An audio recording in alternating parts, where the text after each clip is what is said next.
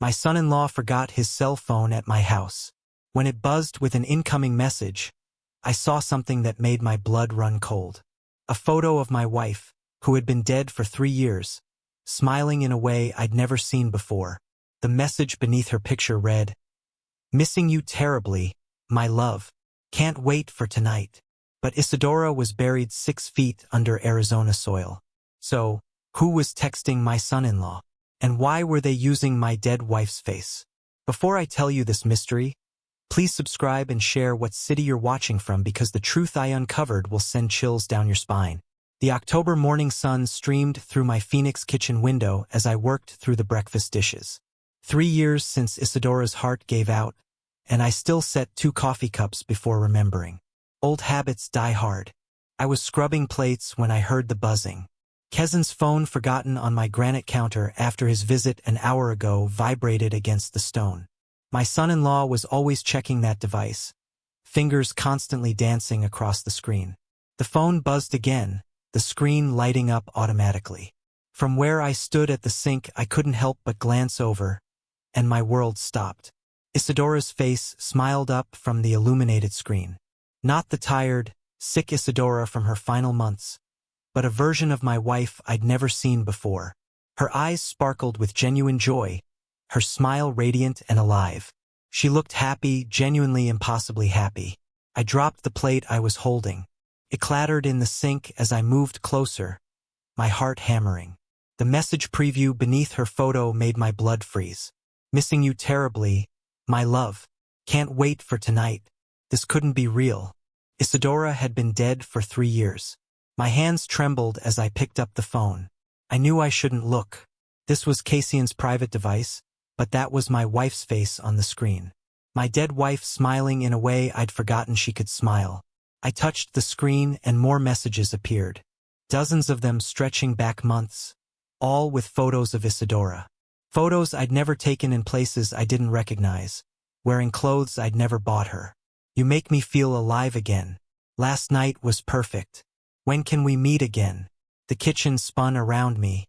Someone was using my wife's image for some twisted relationship. But these weren't old messages. Some were from last week. The contact was saved simply as R. I scrolled deeper, unable to stop myself. The messages grew intimate, detailed, references to secret meetings, shared moments, a life that couldn't exist because Isadora had been buried for 3 years. Unless the terrible thought crept in. What if these weren't someone impersonating Isadora? What if they were real? What if my wife had been living a secret life before her death? I remembered those final weeks with new clarity. Isadora's mysterious doctor appointments. Her sudden improvement in mood despite her failing health. The way she'd started dressing up for simple errands. Phone calls that ended abruptly when I entered the room. Signs I dismissed as a dying woman trying to feel alive again. The messages painted a picture of passion, of stolen moments. "You make me remember what it feels like to be wanted." Read one. "I never knew I could feel this way at my age," said another. "May my Adidora living a double life." I thought about Cassian sitting in my kitchen an hour ago making casual conversation about Atlas's soccer season, about Alaris's new job at the accounting firm. He'd seemed perfectly normal, perfectly relaxed. But now I wondered, had he been nervous about forgetting his phone? Had he been hiding something all along? My own phone rang from the counter where I'd left it. I glanced at the caller ID and felt my stomach drop. Cassian. He'd realized he'd forgotten his phone and was calling to check on it. I stared at my ringing device, my mind racing. How long had this been going on? Who was R? And most terrifying of all, if Isadora had been having an affair before her death. What else didn't I know? I let the call go to voicemail. Within seconds, my phone buzzed with a text from Cassian. "Hey, Lennox. I think I left my phone at your place. Don't touch it. I'll be right over. Don't touch it." Too late for that warning. I'd only looked because I'd seen my dead wife's face staring up at me. Now I'd uncovered what might be the biggest secret of my marriage. 20 minutes felt like hours as I waited, Cassian's phone burning like evidence in my hands. I quickly memorized the crucial details. The contact RPT, the cabin references, the dates stretching back months. Then I placed the phone exactly where he'd left it and forced myself to look busy at the sink. The sound of tires on gravel made my heart jump. I scrubbed the same plate I'd been washing when this nightmare began trying to appear normal. Kays's footsteps on the porch were heavier than usual. When he knocked, there was an urgency I'd never heard before. "Come in," I called, keeping my voice steady. He appeared in the kitchen doorway, his usual composed demeanor cracked around the edges. Sweat beaded on his forehead despite the cool October morning, and his eyes darted immediately to the counter. "Sorry to bother you again, Lennox," he said, moving quickly toward his phone. "Can't function without this thing." I watched him carefully as he grabbed the device, noting how his fingers trembled as he checked the screen. His shoulders sagged with relief. But there was something else there, too. Fear. "Everything all right?" I asked, drying my hands. "You seem rattled." "Just work stress," he replied too quickly, slipping the phone into his pocket. "Big presentation today. Can't afford to be unreachable." It was reasonable, but I'd known Cassian for 15 years. He'd never been the type to get flustered over presentations. The man who'd calmly handled Iris's emergency appendectomy was now fidgeting like a guilty teenager. "How's Atlas adjusting to the new school?" I asked, testing him with normal conversation. Good, really good." His responses were clipped, distracted. He kept patting his pocket where the phone rested, as if reassuring himself it was secure. I studied his face as we talked, really looked at him for the first time in months. When had those dark circles appeared under his eyes? When had he started checking his phone obsessively during family dinners? When had he begun making excuses to leave early from our Sunday gatherings? Signs I'd attributed to normal stress now seemed more sinister. "Well, I should get going," Kays said abruptly, already backing toward the door. "Thanks for keeping it safe." "Of course," I replied. "See you Sunday for dinner." "Wouldn't miss it," he said, but his smile didn't reach his eyes. I watched from the window as he drove away his truck, disappearing around the corner faster than necessary. Only then did I process what I'd witnessed. This wasn't the case, and I knew the steady, reliable man who'd married my daughter. This was someone with secrets, someone running scared. But scared of what? Of me discovering those messages or of whoever R was. I sank into Isidora's favorite armchair, the leather still holding the faint scent of her perfume. The afternoon sun cast long shadows across the room where we'd shared 42 years of what I'd thought was an honest marriage. Now I had to face the possibility that I'd been living a lie, that my wife had been living a double life, and worse, that someone was continuing that deception, using her memory for purposes I couldn't understand. The questions multiplied in my mind. Who was R? How long had this been going on? And most terrifying, if Kays was involved in this twisted game, what did that mean for Atlas? That evening, as I sat in Isidora's chair, watching the desert sunset paint the sky orange and purple, one question haunted me above all others. If someone was using my dead wife's photos to carry on some sick relationship, who was it, and why had they chosen her? The answer I feared might destroy what was left of my family. Wednesday morning brought an unexpected knock at my door. I'd spent a sleepless night wrestling with questions about Isidora, and the sight of my daughter on my porch at 8 a.m. sent alarm bells through my system. Looked terrible. Dark circles shadowed her eyes, and her usually perfect hair hung limp around her shoulders. She clutched her purse like a lifeline.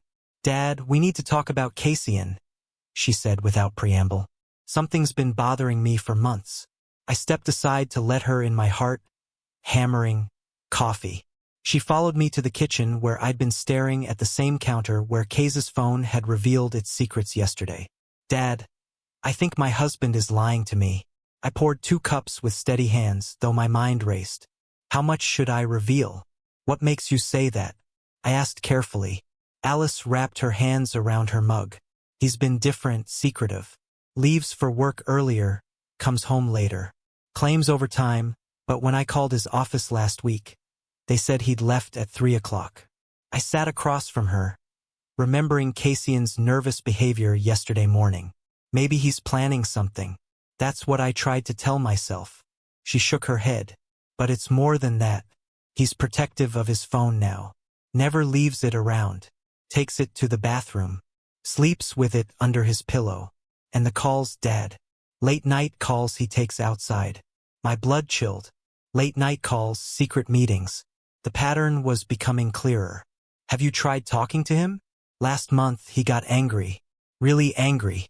Said I was being paranoid, that I should trust him. But Dad, the way he looked at me, like I was an enemy, not his wife. I reached across the table and squeezed her hand. My strong daughter was falling apart. There's something else, she whispered. Money's been disappearing from our joint account. Small amounts, but regular. When I asked, he said work expenses, but couldn't show receipts. The pieces clicked together with sickening clarity. Secret meetings, hidden expenses, phone protection. And now I knew why. Those messages with Isidore's photos, the mysterious Arius, I said slowly. What if I told you that your instincts might be right, that there might be more going on than we realized? She looked up sharply. What do you mean? I hesitated. Yesterday's discovery felt too enormous to share yet, but my daughter was suffering. I can't give you details yet, I said carefully, but I think we both need to start paying closer attention to your husband's activities. You mean investigating him? I mean protecting ourselves. And Atlas. For the first time since arriving, Alaris's expression shifted from despair to determination. She straightened, and I saw the fighter I'd raised. What do you need me to do? Document everything. Times he leaves, when he comes home. Unusual behavior. Don't confront him. Don't let on that you suspect anything. Can you do that? She nodded grimly. Dad, what aren't you telling me? Before I could answer, the doorbell rang. Through the kitchen window, I could see a police car in my driveway. A woman in a dark suit stepped out, her expression grim and purposeful. Detective Morrison. I'd seen her on the local news covering various cases around Phoenix. This wasn't a social visit. Stay here, I told her, my stomach dropping. Had someone reported Cassian missing? Had something happened to him? Or worse, had someone discovered what I'd found on his phone? As I walked toward the front door, one thought echoed in my mind. Whatever brought a detective to my house this morning, it was going to change everything. I opened the door to find a woman in her mid-40s with sharp eyes and graying hair pulled back professionally. Her badge gleamed in the afternoon sun. Mr. Webb, I'm Detective Marson with Phoenix PD. I need to ask you about your wife's death. We've received information suggesting it wasn't from natural causes. The words hit like a physical blow. Behind me, her face pale. May I come in? This concerns both of you. We settled in my living room, Morrison, pulling out a notebook, while I sat like defendants, awaiting judgment. Mr. Webb, can you walk me through your wife's final weeks? Any changes in behavior health routine? I described those last months with new clarity. Isidora's mysterious doctor appointments, her sudden energy bursts despite her heart condition, the way she'd started dressing up for simple errands. Did she seem happier during this period? Morrison asked, making notes. Yes, I thought she was accepting her condition, making peace with. I stopped. Why these questions? Morrison flipped through her notebook. Were you aware your wife had a life insurance policy worth $500,000? The room spun. That's impossible. We discussed insurance years ago and decided against it. Too expensive on my pension. The policy was purchased 6 months before her death. Payments came from your joint account categorized as medical expenses. Gripped my arm. Dad, you would have noticed those payments. Not if someone else managed the finances, Morrison said. And not if they were smaller monthly amounts. My mind raced. Isadora had taken over the bills during her illness, claiming she needed something to keep busy. I'd never questioned the mounting medical expenses. Who's the beneficiary? I asked, dreading the answer. Originally you, Mr. Webb, but it was changed 2 months after your wife's death to a trust managed by Thomas Cassian Webb. Kay's Alice whispered. My husband. Morrison's expression remained neutral. Mr. Webb, did you take out this policy? No, I've never seen these documents. Did you know about your wife's relationship with your son-in-law? The question hung like poison gas. Made a small wounded sound. What relationship? I asked, though pieces were falling into place. We have evidence of a romantic involvement before her death. The anonymous tip included specific details about their meetings, communications, and plans. Anonymous tip. Someone claims to have witnessed their relationship. Someone who believes your wife's death wasn't heart failure and that you discovered the affair and took action. The accusation hit like a sledgehammer. You think I hurt Isadora? Someone did. Right now, Mr. Webb, you're our primary person of interest. A life insurance policy you claim you didn't know about, an affair you claim you didn't know about, and a death that may not have been natural. All stood abruptly. This is insane. My father loved my mother. Ma'am, I understand this is difficult, but we follow the evidence. After Morrison left, promising to return with more questions, and I sat in stunned silence. The afternoon sun cast long shadows across the room where Isidore and I had shared decades of supposed happiness. Dad, Elleris said finally, her voice shaking. If someone's framing you for Mom's death, they've been planning this for years. We need to find out who and why. The terrible irony wasn't lost on me. 24 hours ago, I thought my biggest problem was discovering my wife's secret messages. Now, I was a suspect in her possible elimination. Over the next 3 days, and I became amateur detectives, following a trail of lies that led back to Isadora's final months. What we discovered made my blood run cold.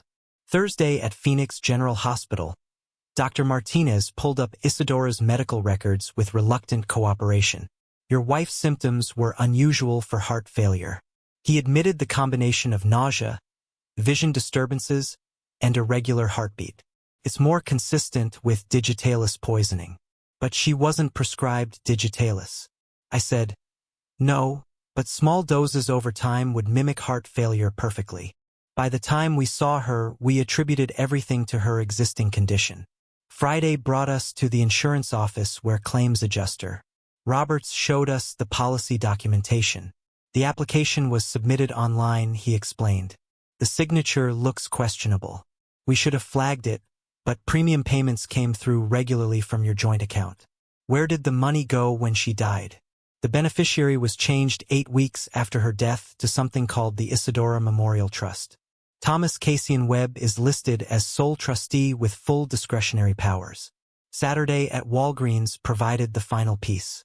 Pharmacist Mrs. Stone remembered Isadora requesting herbal supplements. She wanted preparations containing foxglove extract for her heart condition. I warned her about dosage, but she said her son-in-law was helping manage her medications. Foxglove, the natural source of digitalis. As we drove home Saturday evening, the pattern was undeniable. Someone had been slowly poisoning Isadora with digitalis disguised as herbal supplements while simultaneously setting up a fraudulent insurance policy. As Cassian, Ehlers said quietly, my husband was ending Mom's life for money. The words hung between us like a death sentence. My son-in-law had been systematically destroying Isadora while pretending to help her. We need to tell Detective Morrison, I said, with what she already thinks you're guilty. This could look like we're framing Cassian to save you. She was right. We needed undeniable evidence. My phone buzzed with a text from an unknown number. Stop digging into the past or your grandson's future ends. You have until Monday. Alaris went white when I showed her. Atlas, they're threatening Atlas. The investigation had become personal. Someone was watching us, tracking our progress, and now threatening the most innocent member of our family. We need to get Atlas somewhere safe, I said. And then I thought about Isadora slowly poisoned by someone she trusted. About the insurance money stolen from her death. About my daughter's marriage built on lies. Then we finished this. But first, we had to protect my grandson. The people who, taken Isadora's life, had just made their biggest mistake. They'd threatened Atlas, and that changed everything. As I drove towards house to collect my grandson, one thought burned in my mind. Whoever was behind this had underestimated what a grandfather would do to protect his family. They were about to learn that some lines should never be crossed. Monday morning found me driving alone into the Arizona desert following GPS coordinates from the anonymous message. The October sun was already brutal at 9 a.m. and I knew I was walking into a trap, but it was the only way to protect Atlas and learn the truth. The coordinates led me 40 miles north of Phoenix, deep into the Sonoran Desert, where saguaro cacti stood like silent sentinels against the endless blue sky. The road deteriorated from asphalt to gravel to dirt until I was bouncing along a barely visible track that wound between rocky outcroppings and thorny mosquite bushes. The cabin appeared suddenly around a bend, a small weathered structure that looked abandoned from the outside, but two vehicles were parked in its shadow. Cassian's familiar black pickup and a red sedan I didn't recognize. I parked behind a cluster of boulders about 100 yards away, my heart hammering against my ribs. Through binoculars I'd brought from my hunting days, I could see movement inside the cabin. Two figures, one definitely Kazan based on his height and build. Moving carefully from rock to rock, I crept closer until I could hear voices through the cabin's thin walls. What I heard made my blood freeze. "The old man's getting too close," a woman's voice said. "That insurance investigator called this morning asking questions about the trust. Morrison thinks he did it." Kays replied, "We just need to keep the pressure on until she arrests him. And if she doesn't, if he keeps digging." I pressed closer to the window, peering through a gap in the curtains. The woman was young, maybe 30, with dark hair and calculating eyes. She moved around Cassian with the familiarity of a long-term partner. "I still can't believe how easy the old lady was to manipulate," she continued. "All those months of playing the concerned neighbor, bringing her herbal remedies for her heart condition. She never suspected the foxglove extract was slowly ending her life." "Raven, you're a genius," Kay said, pulling her into his arms, setting up the affair narrative, the insurance policy, even getting her to trust you with her medications. Perfect execution. Raven Cross. "The mysterious are from the messages. The photos were inspired," she said, using that old camera app to make new pictures look vintage, creating a whole fake history of romance. Even I almost believed Isadora was having an affair. My legs nearly gave out. There had been no affair.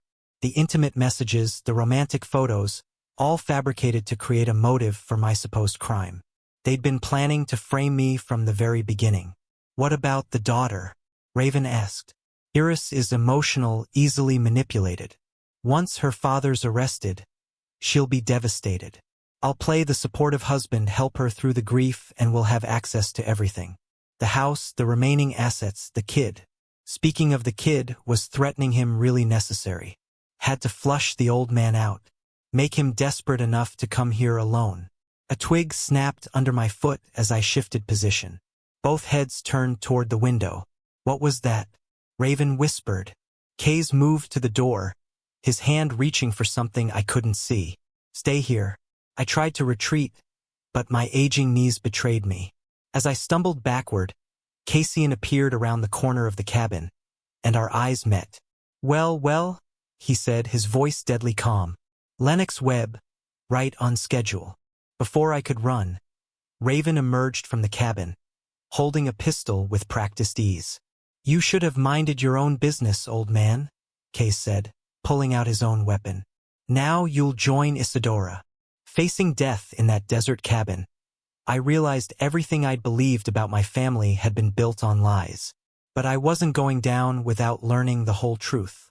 "You want to know something funny, Lennox?"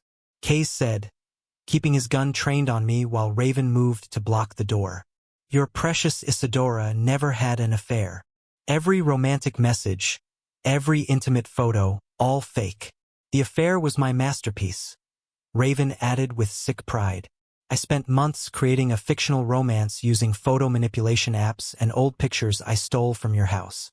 Even planted evidence of secret meetings that never happened." My mind reeled. "But the messages on your phone were between Raven and me." Kays laughed. "We used Isadora's photos as a private joke while we planned her demise.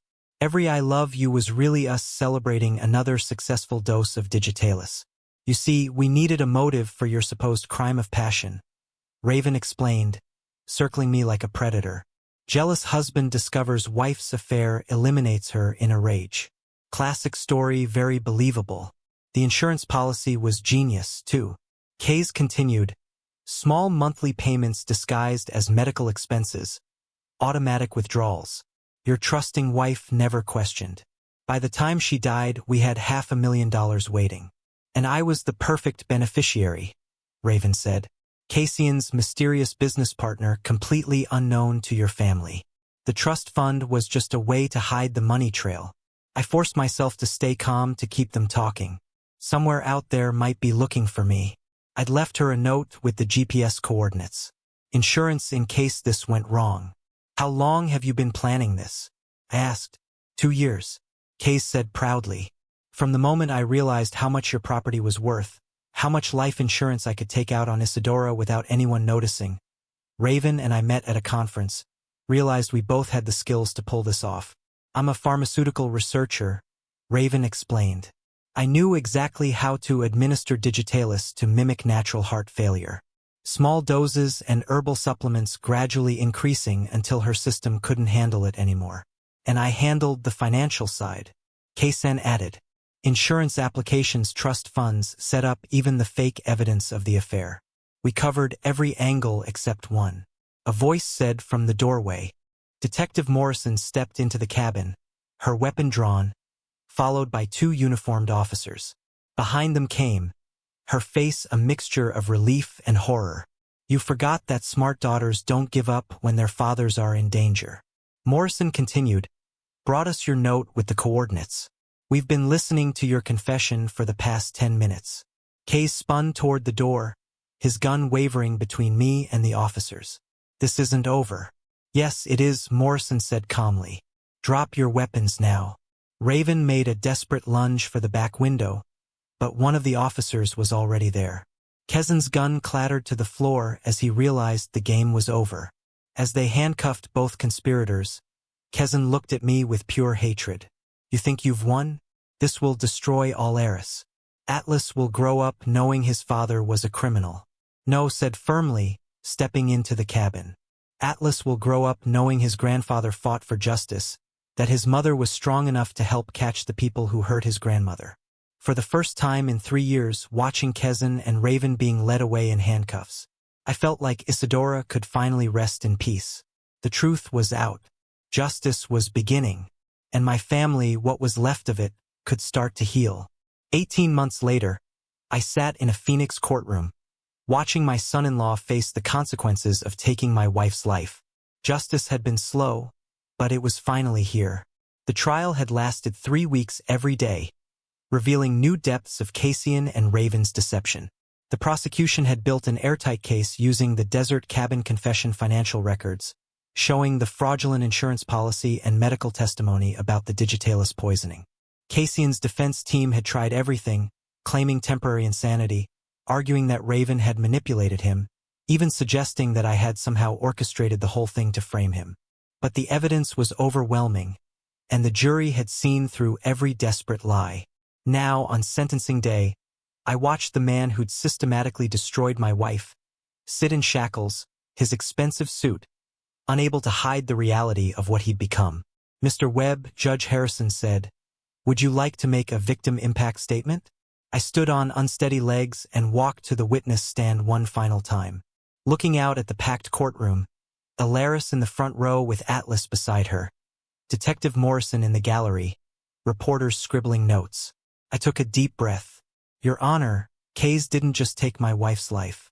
He stole her final months, filling them with poison instead of peace. He robbed her of the chance to say goodbye properly, to share her wisdom with her grandson one last time. I looked directly at Cassian, who refused to meet my eyes. But perhaps worst of all, he made her final days a lie. Every kindness he showed her, every offer to help with her medications, every concerned question about her health, all of it was calculated cruelty designed to hasten her death. My voice grew stronger as I continued. Isadora Webb was a teacher for 30 years, a mother who raised 2 children to be good people, a grandmother who believed in the fundamental goodness of humanity. She trusted the wrong person and it cost her everything. I turned back to the judge. No sentence can bring her back, but justice for Isadora means ensuring that Kezin and Raven never have the chance to deceive and harm another family. Judge Harrison nodded solemnly before delivering the verdicts we'd all been waiting for. Thomas Cassian Webb, you are sentenced to life in prison without the possibility of parole for first-degree homicide, plus 25 years for insurance fraud to run consecutively. Cassian's face crumbled as the reality hit him. Beside him, Raven received 25 years for her role in the conspiracy. As the bailiff led them away, Cassian finally looked at me. There was no remorse in his eyes, only anger that his plan had failed. Outside the courthouse, Eris and I stood in the Arizona sunshine, Atlas between us, holding both our hands. My grandson had grown taller over the past year and a half, but the ordeal had left its mark.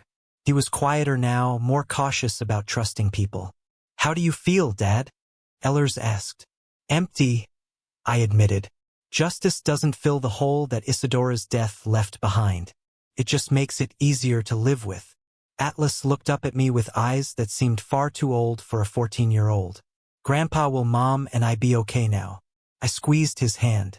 "We're going to be more than okay. We're going to be a family again.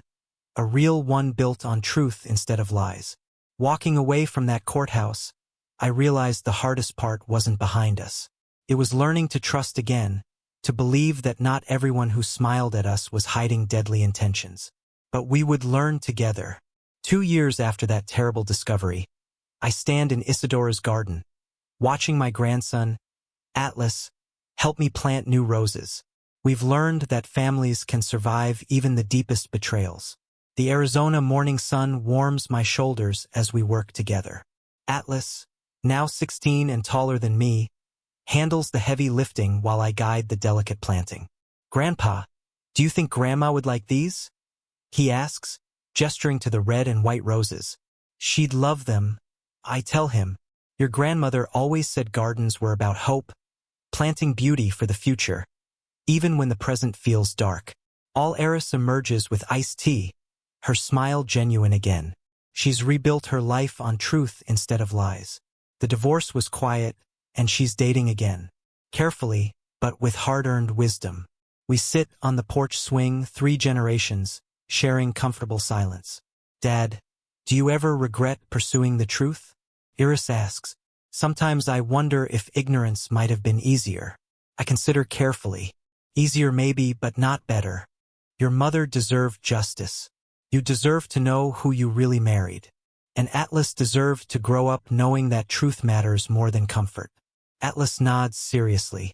At 16, he's developed maturity that both breaks my heart and fills me with pride. He asks thoughtful questions, now thinks critically about people's motives. Hard-earned wisdom. The hardest part wasn't discovering Cassian's crimes. I continue. It was learning that evil wears familiar faces, that betrayal comes from those we love most. But we also learned that honest families are stronger than comfortable lies. I look at the garden where Isadora's ashes rest among her favorite flowers. We held a proper memorial after the trial, celebrating her real life instead of mourning Cassian's fiction. Your grandmother was a teacher. She believed every experience, even painful ones, taught us something valuable. This nightmare taught us to value truth over comfort, trust our instincts when something feels wrong, and never give up fighting for justice. Alice squeezes my hand. It also taught us we're stronger together. The afternoon stretches peacefully ahead. No more secrets, no more lies, no more looking over our shoulders. Just simple family time built on genuine love and honest communication. As the desert sunset paints the sky in Isadora's favorite colors, I feel complete peace for the first time in years. The investigation that began with a forgotten phone had cost us dearly, but it gave us something precious. Knowledge that we could face the worst betrayals and emerge stronger, that justice was worth fighting for, and that families built on truth survive anything. Remember this, I tell my family. The people closest to us sometimes hide the darkest secrets. But when we have courage to seek truth, no matter how painful, we find something more valuable than comfort. Real love, real trust, and real peace. The roses we planted today will bloom next spring, reminding us that after the harshest winters, beauty returns to those who plant seeds of hope. 3 simple lessons carried us through. Trust your instincts when something feels wrong. Truth is always worth fighting for, no matter the cost. And family built on honesty can survive anything. Sometimes the people closest to us hide the darkest secrets. Looking back on this true story, I realize that sometimes God places the hardest tests in our lives through the people we trust most. My journey from a grieving widower to someone fighting for justice taught me that the Lord works in mysterious ways, even through tragedy. This true story began with a simple discovery, but became one of those grandpa stories that teaches profound lessons about faith and family. When I found those messages on Kezin's phone, I could have ignored them, chosen comfortable ignorance. But God gave me the strength to seek truth no matter how painful. The greatest lesson from my true story is this: evil often wears familiar faces, but the Almighty ensures that justice prevails for those who persist. Isidora's memory deserved more than convenient lies. My family deserved better than living with deception. These grandpa stories we carry, tales of betrayal, investigation, and ultimate justice, remind us that courage isn't the absence of fear. It's doing what's right despite being terrified. When I stood in that desert cabin facing Cassian's gun, I knew God was with me. Today, as I share these grandpa stories with Atlas, I see how truth strengthened our family bonds. We learned that authentic relationships built on honesty survive anything, while those built on lies eventually crumble. My advice to anyone facing deception: follow your gut feelings when people act suspiciously. Never stop pursuing justice even when the path seems impossible. Most importantly, understand that genuine family connections rooted in transparency can withstand life's greatest storms. How would you have handled discovering such devastating betrayal? I'd love to hear your perspective in the comments section. And please subscribe to our channel for more powerful true stories about resilience, family bonds, and finding strength in life's darkest moments. I found my son lying barely conscious in a roadside ditch, his clothes torn, face swollen, and lips split open. This wasn't an accident. With what little strength he had left, he whispered, "Dad." It was Miranda's father. He said, "Our blood is too low-ass for success." The rage that filled my chest was unlike anything I'd felt since my wife's death.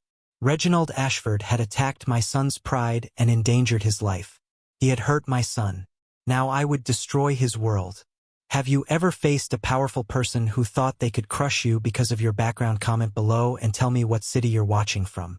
I'd love to hear your own stories of standing up for what's right. The phone call came at 7:30 in the morning. Just as I was pouring my first cup of coffee, a stranger's voice told me they'd found a young man injured on Highway 20. And when they said Adrienne's name, my coffee mug slipped from my hands and shattered on the kitchen floor. I drove faster than I'd ever driven in my life, my heart hammering against my ribs with every mile. Cedar Falls had always been a peaceful town where neighbors knew each other's names, and the biggest worry was whether the Hawkeyes would make it to the Rose Bowl. October mornings like this one usually brought the smell of burning leaves and the sound of high school marching band practice. Instead, I was cradling my unconscious son on the side of a country road, my hands shaking as I dialed 911. At Cedar Falls Community Hospital, I paced the sterile hallways like a caged animal. Adrian had always been special, even as a little boy. While other kids played video games, he was in our garage taking apart old radios and putting them back together better than before. His mother, God, rest her soul, used to say he had magic in his fingers. She'd been gone 10 years now, but I could still hear her voice saying, "That boy is going to create something wonderful someday, Leonard." When Adrian finally opened his eyes, the pain I saw there wasn't just physical. Cut straight through to my heart. "Dad." His voice was barely a whisper, rough and strained. "I'm here, son. You're safe now." I squeezed his hand gently. "Can you tell me what happened?" Adrian struggled to sit up, wincing with every movement.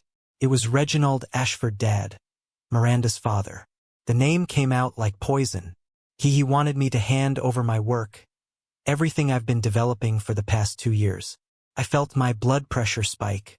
Reginald Ashford was Cedar Falls' version of royalty, owned half the commercial district, sat on every important board, and had more money than sense.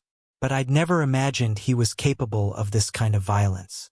What exactly did he want, Adrian? My son looked away, his jaw tightening. "Something valuable, Dad. Something that could change everything." But when I refused to just hand it over, he gestured weakly at his battered face. His men made their point pretty clear. The rage building in my chest was unlike anything I'd felt since Sarah's funeral. This wasn't just about business or money. This was about a powerful man who thought he could crush anyone who stood in his way. He said something else. "Dad." Adrienne's voice dropped even lower. He said, "Poor people don't deserve to own valuable things. That people like us should know our place and be grateful for whatever scraps the rich decide to throw our way." Those words hit me like a sledgehammer. In that moment, I realized this wasn't just about Adrienne's work or Reginald's greed. This was about dignity, respect, and the right of every American to pursue their dreams, regardless of their bank account. Adrienne grabbed my arm with surprising strength. "Dad, I think we're in more danger than we realize." The drive home felt longer than usual, with Adrienne's warning echoing in my mind. Once we were inside our house on Franklin Street, I helped him settle into his favorite recliner and pulled up Sarah's old wooden chair. "Now then," I said, "I need you to tell me exactly what Reginald wanted. If we're in danger, I need to understand what we're dealing with." Adrienne's eyes grew brighter when he started talking about his work. "Dad, remember when I was 12 and rewired the garage so Mom could use her sewing machine while you ran power tools?" I smiled despite everything. "Your mother was so proud. Said you'd solved the problem that had been driving us crazy. She told me that night, 'Adrienne, you don't just fix things, you make them better. Someday you're going to change the world.'" His voice grew stronger. "I think about those words every day, Dad." I felt Sarah's presence as if she were nodding her approval. "What I've been working on is a renewable energy storage system," Adrienne said, leaning forward despite his injuries. "Like a super-efficient battery that can store solar and wind energy for months instead of hours. It could power entire neighborhoods during outages, make clean energy reliable year-round." The passion in his voice reminded me of Sarah, but I could see fear beneath his excitement. "How did Reginald find out?" "Miranda mentioned it during a family dinner. She thought he might invest help with patents and funding." Adrienne shook his head bitterly. "Instead, he saw dollar signs and wanted it all." "What did he offer?" $50,000 for everything. My research, prototypes, patents called it generous compensation for a hobby project." Adrienne's hands clenched. "Dad, this could be worth hundreds of millions. It could revolutionize how America powers itself." He wanted to buy it for the price of a car. That protective anger surged through me. "And when you refused, he got that cold smile and said I was being foolish, that people like us should be grateful when our betters offer opportunities." Adrienne's voice hardened. "He threatened expensive legal challenges, patent disputes that could drag on for years and bankrupt families like ours." The calculated cruelty took my breath away.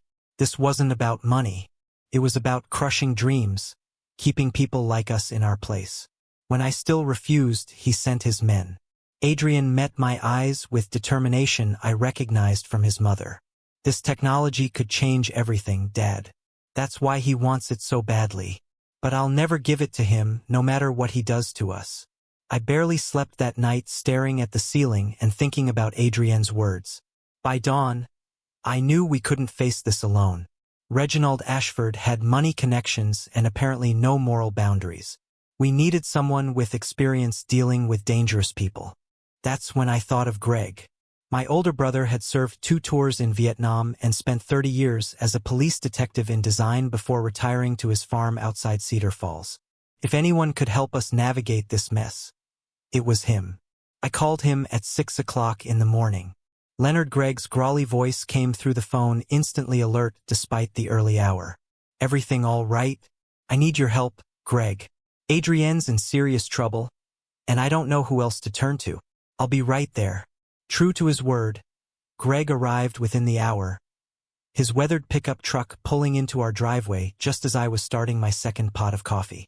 At 70, he still moved with the purposeful stride of a man who'd spent decades dealing with the worst humanity had to offer. We sat around the kitchen table, the same one where our father used to spread out his carpentry plans and teach us that real men protect their families with their brains, not just their fists. "Tell me everything," Greg said, pulling out a small notebook that was as much a part of him as his calloused hands. I laid out the whole story. Adrienne's invention, Reginald's offer, the beating, the threats. Greg listened without interruption. occasionally jotting down notes, his cop instincts fully engaged. When I finished, he leaned back in his chair and studied me with those sharp blue eyes that had interrogated countless suspects. "This isn't just a businessman, Leonard. This is a predator." Greg's voice carried the weight of experience. "Men like Reginald don't get where they are by playing fair. They get there by eliminating anyone who threatens their empire." Adrian, who'd been quietly listening from the living room, hobbled into the kitchen. "What do you mean, Uncle Greg?" Greg opened his laptop, a surprise for a man his age, and started typing. "I still have contacts in law enforcement. Let me do some digging on your Mr. Ashford." For the next hour, we watched Greg work his network, phone calls to old colleagues, searches through public records, cross-referencing business deals with suspicious incidents. The picture that emerged made my blood run cold. "Look at this pattern," Greg said, turning the screen toward us. "Over the past 15 years, at least 6 small business owners in this area have had accidents or health problems shortly after refusing to sell their properties to Ashford Development." He clicked through newspaper articles. A restaurant owner who died in a car crash 2 weeks after rejecting Ashford's buyout offer. A farmer who suffered a mysterious heart attack at 45 right after his family refused to sell their land. A tech startup founder who disappeared entirely, leaving behind only a note about family pressures. "This man doesn't just steal businesses," Greg said grimly. "He eliminates obstacles. And right now, Adrian, you're his biggest obstacle." The kitchen fell silent, except for the ticking of Sarah's old wall clock. I felt like I was seeing Reginald Ashford clearly for the first time. Not just as a greedy businessman, but as something far more dangerous. "So, what do we do?" I asked. Greg closed the laptop and looked at both of us. "We need concrete evidence of his crimes, and we need someone who knows his operations from the inside. Someone close enough to the phone rang, cutting through the tension like a knife. We all froze, staring at it. "That might be our answer," Greg said quietly. The voice on the other end of the phone was soft trembling and unmistakably Miranda's. "Mr. Garrett, it's Miranda Ashford. I need to speak with you alone. It's about Adrian and what my father did to him." Greg raised an eyebrow, but I could see the wheels turning in his detective mind. This was exactly the inside connection we needed. "Where would you like to meet?" I asked. "Overman Park by the old stone bridge." "In 2 hours, please, Mr. Garrett. I can't live with myself knowing what he's done." The line went dead, leaving the 3 of us staring at each other across the kitchen table. "Could be a trap," Greg warned, but his tone suggested he didn't really believe it. "No," Adrian said firmly. "Miranda's not like her father. She's good people, Dad. If she's reaching out, it's because she wants to help." 2 hours later, I found myself walking through Overman Park, where Sarah and I used to bring Adrian to feed the ducks when he was little.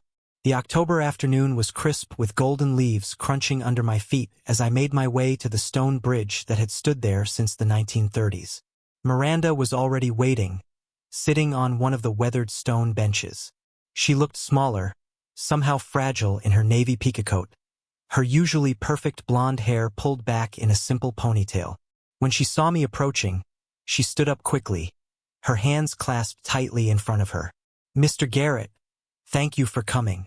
Her voice was steady, but I could see the guilt and anguish in her eyes. "I need you to know that I had no idea what my father was planning." When Adrian came home beaten like that, she paused, taking a shaky breath. "I've never been so ashamed to be in Ashford." I sat down on the bench, gesturing for her to join me. "Tell me what you know, Miranda." She sat down, leaving space between us as if she didn't deserve to be too close to someone whose family her father had hurt. "Growing up, I always wondered about my father's business deals," she began. "Competitors would suddenly decide to sell their companies for far less than they were worth. People who opposed his developments would have sudden financial troubles or health problems." Her voice grew quieter. I told myself it was just coincidence that successful businessmen always have enemies who spread rumors. A jogger passed by and Miranda waited until they were out of earshot before continuing.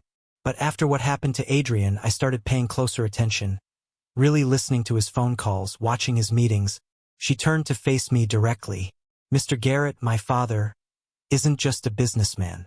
He's been systematically destroying anyone who gets in his way for years. The pain in her voice was genuine, and I found myself believing every word. "Why are you telling me this?" I asked gently. "Because I love Adrian," she said simply. "And because I can't stand by and watch my father hurt more innocent people. I've been complicit through my silence for too long." She reached into her purse and pulled out a small key. "This is to my father's private office at home. He keeps files there. Records of payments to certain people, photos, documents that prove what he's been doing." My heart started racing. This could be the evidence Greg said we needed. "Miranda, if your father discovers you helped us—" "I know the risks," she interrupted. "But I also know where he keeps records that could expose everything. Financial transactions, correspondence with his associates, evidence of things that would put him away for life." She stood up, smoothing down her coat. "We need to act within the next few days before he makes his next move. I overheard him on the phone this morning. He's not done with your family, Mr. Garrett. The plan was simple but dangerous. Miranda would access her father's office during his Thursday night meeting while Greg and I monitored from my truck down the street. Testing. Miranda's whisper came through the tiny earpiece. "Can you hear me?" "Crystal clear." Greg responded. "You've got maybe 2 hours. Get what you can and get out." The Ashford mansion loomed against the night sky like a Gothic fortress. Through binoculars, we watched Miranda navigate the darkened hallways using her phone's flashlight. "I'm at his office," she whispered, using the key now. My hands were sweating if Reginald caught her. "I'm in, oh my God. There are so many files." For the next hour, we listened to Miranda work through her father's records. The picture she painted made my stomach turn. There's a filing cabinet labeled acquisitions, but these aren't normal business deals. Photos of families being evicted, payments to someone called the cleaner. Medical records that don't make sense. Greg and I exchanged grim looks. The disappeared families, the convenient accidents, all documented like a twisted business ledger. I'm copying everything to USB, taking photos as backup, payments going back 15 years, names I recognize. The Hendersons, the Kowalskis. I remembered both families. The Hendersons had supposedly moved to Florida after selling their farm cheap. The Kowalskis closed their restaurant after Mrs. Kowalski's sudden illness. Now I understood what really happened. "Miranda, how much more?" Greg asked urgently. "Almost done. I'm in his desk." "Wait." Her voice changed tight with fear. "There's a folder labeled Future Projects. It has Adrienne's name on it." My blood ran cold. "What does it say?" "Garrett's situation written across the top with photos of our house, your work schedule, Adrienne's daily routine. This isn't just about the invention anymore. He's been planning something bigger." Before I could respond, we heard a car engine growing closer. "Miranda," Greg said sharply. "Someone's coming." "That's impossible. Dad's meeting never ends before midnight." The car door slammed. Through binoculars, we saw headlights sweeping across the driveway. Reginald's Mercedes had returned early. "Dad's back early." Miranda's voice was tight with panic. "I need to get out now. Can you make it to your room?" Greg asked. "I don't know. He always checks his office first when he gets home. If he finds me here." The front door opened. Reginald's silhouette appeared, already heading toward his office wing. "Miranda, move now," I whispered urgently. "Whatever it takes. Get out of there." The phone rang at dawn, jolting me awake after a restless night worrying about Miranda. The caller ID showed an unknown number, but something in my gut told me to answer. "Mr. Garrett." The voice was grawly nervous. "My name is Roderick Stone. I used to work for Reginald Ashford. We need to talk." I sat up in bed, instantly alert. "What about your son? About what Ashford's planning to do to your family? I can't live with this anymore." 2 hours later, Greg and I walked through the morning mist toward St. Mary's Church on the outskirts of Cedar Falls. The old stone building had stood there since the 1800s, a place where generations of families had sought sanctuary and forgiveness. We found 2 men waiting in the last pew, one older, maybe 55, with weathered hands and haunted eyes. The younger one, probably in his 30s, kept glancing nervously at the doors. "I'm Roderick," the older man said, standing as we approached. "This is my brother, Jasper." We both worked for Ashford, though in different capacities. Greg's detective instincts were on full alert. What kind of work? Rodri's shoulders sagged.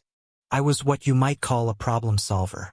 For 8 years, whenever someone stood in Ashford's way, I made sure they reconsidered their position. The weight of his confession settled over us like a heavy blanket. This man had been part of the machine that destroyed families. Why are you coming forward now? I asked. Because I have a daughter, Rodri said quietly.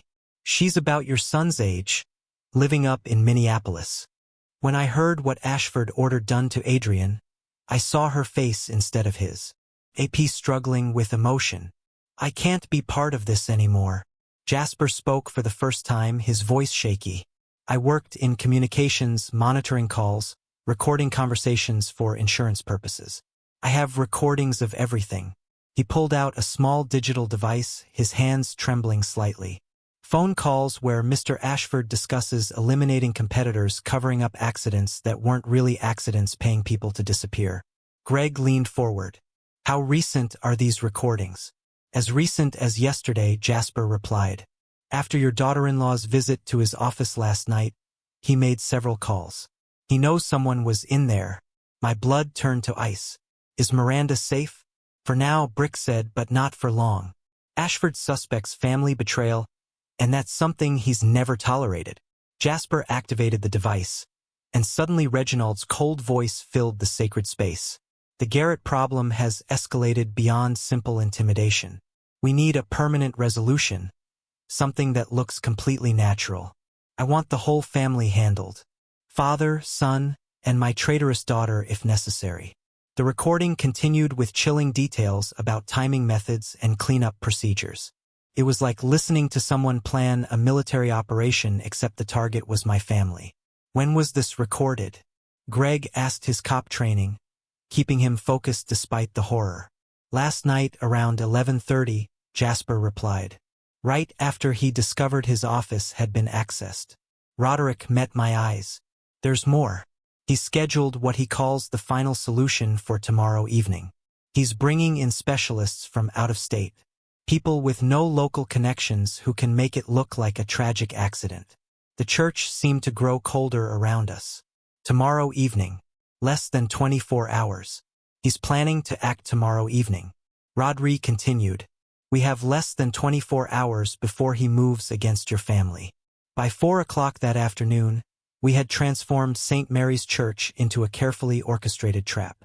Greg's old police contacts had provided us with professional recording equipment hidden throughout the sanctuary like electronic angels watching over our desperate gamble. This is our one shot, Greg said, adjusting a tiny microphone behind the altar cross. If Reginald suspects anything, he'll disappear and we'll never get another chance. Adrian sat in the front pew, his bruises still visible, but his eyes burning with determination. I should be the bait, he said for the third time. It's my invention he wants. No, I replied firmly, remembering my father's words about protecting family with wisdom, not just courage. Jasper knows how to talk to him. You and I will be listening from the vestry, ready to come out once we have everything on tape. The plan was elegant in its simplicity. Jasper would call Reginald, claiming the Garrett situation was under control and awaiting final instructions. The church's acoustics would ensure every word was captured clearly. At 5:30, Jasper made the call. Mr. Rashford, it's Jasper. Everything's in position. The family is contained and waiting for your decision on how to proceed. Through our hidden earpiece, we could hear Reginald's cold satisfaction. Excellent. I'll be there in 20 minutes. This needs to be handled properly. No loose ends, no traces back to me. As the sun began to set, casting long shadows through the stained glass windows, we took our positions. Greg crouched behind the organ. Adrian and I hid in the small vest, and Jasper stood near the altar, looking appropriately nervous for someone about to commit multiple crimes. The sound of expensive leather shoes on old wooden floors announced Reginald's arrival. He entered alone. His arrogance had convinced him the situation was completely under his control. Where are they? Reginald's voice echoed through the sacred space, cold and businesslike. In the back room, sir. All three of them, Leonard, Adrian, and your daughter. They're secured and waiting for your instructions. I held my breath. This was the moment of truth. Reginald walked deeper into the church, his footsteps confident. Good. Now listen carefully because I want this done exactly right. The father and son need to disappear permanently. Make it look like they fled town after realizing they were in over their heads. A car accident on a remote highway would be perfect. The recording equipment captured every chilling word. And my daughter, Reginald continued, his voice devoid of any paternal emotion. Miranda has proven she can't be trusted with family loyalty. She'll need to be educated about the consequences of betrayal. Perhaps a tragic accident of her own. Something that looks like she was trying to help her boyfriend's family escape. Jasper played his part, perfectly nodding and asking for clarification on details that made my stomach turn. Reginald spoke about our elimination like he was discussing a business merger, calculating, methodical, utterly without conscience. The most important thing, Reginald said, moving closer to where we were hidden, is that nothing can be traced back to me or my organization. I've built my reputation on being above suspicion, and I won't have it destroyed by a nobody inventor and his pathetic family. He paused, surveying the church with satisfaction. Once this is handled, I'll have complete control over that energy storage technology. The patents will be transferred to my company, the profits will be mine, and no one will ever know how I acquired them. Jasper cleared his throat nervously. And the cleanup, sir? Make sure there's nothing left that can be traced back to me. The church doors burst open just as Reginald finished his chilling instructions, flooding the sanctuary with bright lights and the sound of official vehicles pulling up outside. FBI agents in tactical gear streamed through every entrance, their weapons drawn and badges gleaming under the sudden illumination. Federal agents, nobody move. Reginald spun around his face, transforming from cold confidence to absolute shock in the span of a heartbeat. For the first time since I'd known him, the man who controlled half of Cedar Falls looked genuinely afraid. What is the meaning of this? He demanded, but his voice cracked slightly. I'm here for a private prayer service. Agent Sarah Martinez, the lead investigator, stepped forward with a recording device in her hand. Mr. Reginald Ashford, you're under arrest for conspiracy to commit murder, extortion, and racketeering. Everything you just said has been recorded and will be used as evidence. That's when Adrian, Gregg, and I emerged from the vestry, followed by a news crew that had been waiting outside. Reginald's eyes widened as he realized the full scope of how completely he'd been outmaneuvered. You, he snarled, pointing at me with a trembling finger. This is entrapment. This is illegal. My lawyers will have this thrown out before. Actually, Agent Martinez interrupted. This is a citizen's investigation that uncovered evidence of ongoing criminal conspiracy. Every recording was made with the consent of willing participants. Jasper stepped forward, removing the wire he'd been wearing.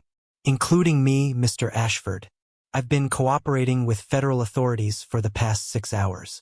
The look of betrayal on Reginald's face might have been satisfying if it weren't so pathetic. This man, who had destroyed families and eliminated anyone in his way, was finally facing the consequences of his actions. Miranda, he called out desperately as his daughter entered the church flanked by more agents. Tell them this is all a misunderstanding. Tell them about family loyalty. Miranda walked up to her father, her spine straight and her voice steady. Family loyalty works both ways, Dad. I couldn't let you hurt more innocent families. I couldn't be silent while you destroyed people's lives for money. You ungrateful? Reginald started, but Agent Martinez cut him off. Mr. Ashford, you have the right to remain silent. I suggest you use it. As the handcuffs clicked around Reginald's wrists, I felt a weight lift from my shoulders that I hadn't even realized I'd been carrying. This man who had seemed so powerful, so untouchable, now looked like what he really was. A criminal who had finally run out of people to intimidate. This isn't over, Reginald hissed as the agents began to lead him away. I have connections you can't imagine. Judges, politicians, people who owe me favors. I'll be out in a week. And when I am, you'll regret the day you decided to cross me. But his threats sounded hollow now. the desperate bluster of a man who knew his empire was crumbling. Adrian put his arm around Miranda, who was crying quietly, not from sadness but from relief. "It's over," he whispered to her. "You did the right thing." Agent Martinez approached us as the last of the equipment was being packed up. "We'll need full statements from all of you, but I want you to know this investigation is going to uncover a lot more than just threats against your family.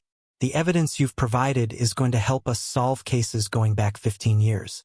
As we watched Reginald's car disappear into the night, red and blue lights flashing, I thought about Sarah and what she would have said about this moment. She always believed that good people working together could overcome any evil.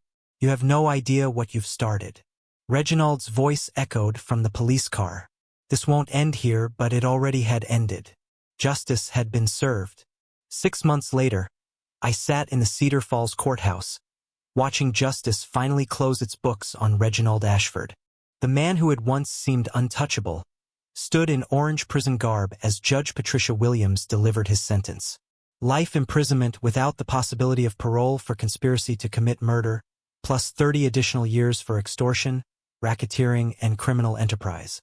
The gavel's bang echoed through the packed courtroom, and I felt Sarah's presence beside me as if she were nodding her approval from wherever good souls go when their work on earth is done.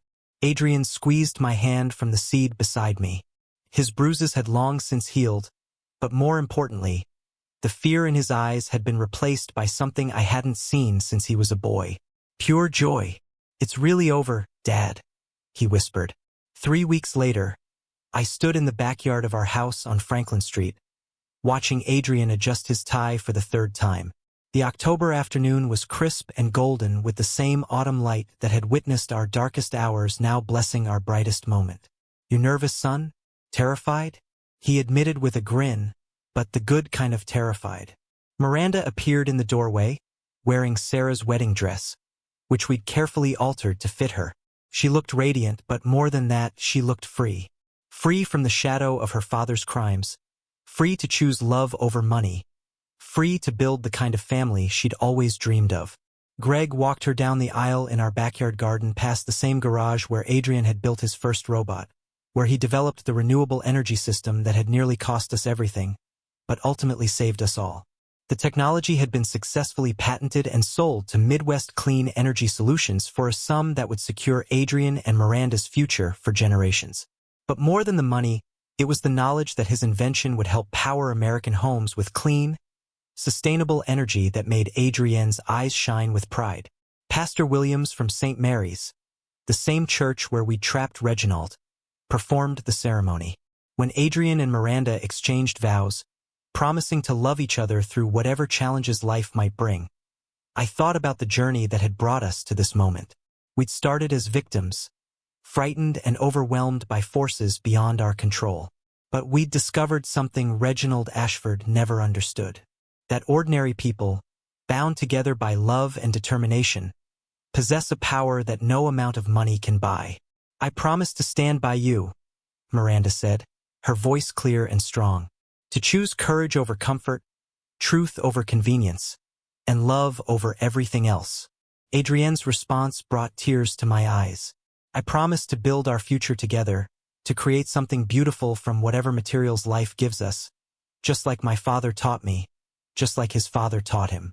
After the ceremony, as neighbors and friends celebrated in our modest backyard, I found myself standing by Sarah's rose garden, thinking about the lessons this experience had taught us. Rodri and Jasper had both received reduced sentences in exchange for their cooperation, and both were working to rebuild their lives. Even in the darkest circumstances, conscience could still awaken, and redemption was always possible.